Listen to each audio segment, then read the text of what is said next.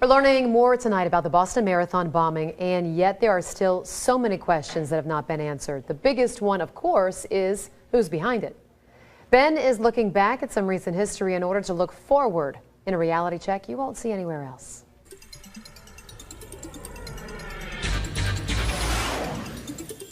In what has become the first terror bombing or explosion in the U.S. since 9/11, the biggest question tonight is who is responsible. Tonight we know more about what happened. The explosives used in this deadly Boston Marathon bombing were contained in 1.6-gallon pressure cookers hidden in black duffel bags on the ground. A person briefed on the investigation told that to the Associated Press. Now, one of the explosives contained shards of metal and ball bearings. Another contained nails. Those two bombs blew up about 10 seconds apart Monday, tearing off victims' limbs and leaving the streets spattered with blood and strewn with broken glass. 3 people were killed, including an 8-year-old boy. More than 170 people were wounded.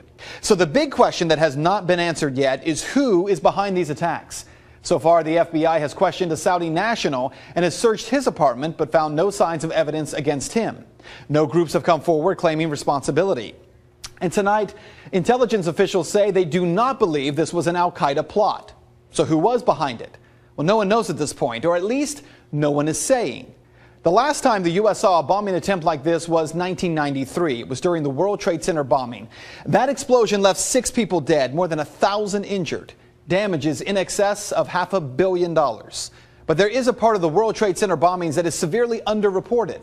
That it was the FBI presiding over the terrorists who carried out the 1993 bombing. In fact, virtually no one would know that fact today had it not been for this man, Imad A. Salim, a 43-year-old former Egyptian army officer. He was used by our government to penetrate a circle of Muslim extremists. According to extensive reporting by the New York Times, Mr. Salim secretly recorded hundreds of hours of conversations with the feds. Again, according to the Times, law enforcement officials were told that terrorists were building a bomb that was eventually used to blow up the World Trade Center. They planned to thwart the plotters by secretly substituting harmless powder for the explosives. The informer was to have helped the plotters build the bomb and supply the fake powder, but the plan was called off by an FBI supervisor. The account portrays the authorities as in a far better position than previously known to foil the February 26 bombing of New York City's tallest towers. Well, what this means for you, again tonight, we know very little about what happened, but we do know this. The University of Mobile's cross-country coach told a local TV affiliate that he was near the finish line of the Boston Marathon when the explosions went off. He said he thought it was odd that there were bomb-sniffing dogs at both the start and the finish lines. He also said that law enforcement spotters were on the roofs at the start and end of the race. So the question tonight must be asked. Did the FBI have any knowledge of this plot before it happened?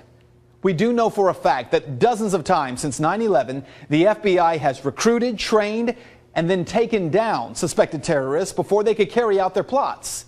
That's not conspiracy, that's a fact. Is the practice of the FBI creating terror plots only to break them up before they can actually happen really making us safer? Is that what happened here? And that is Reality Check.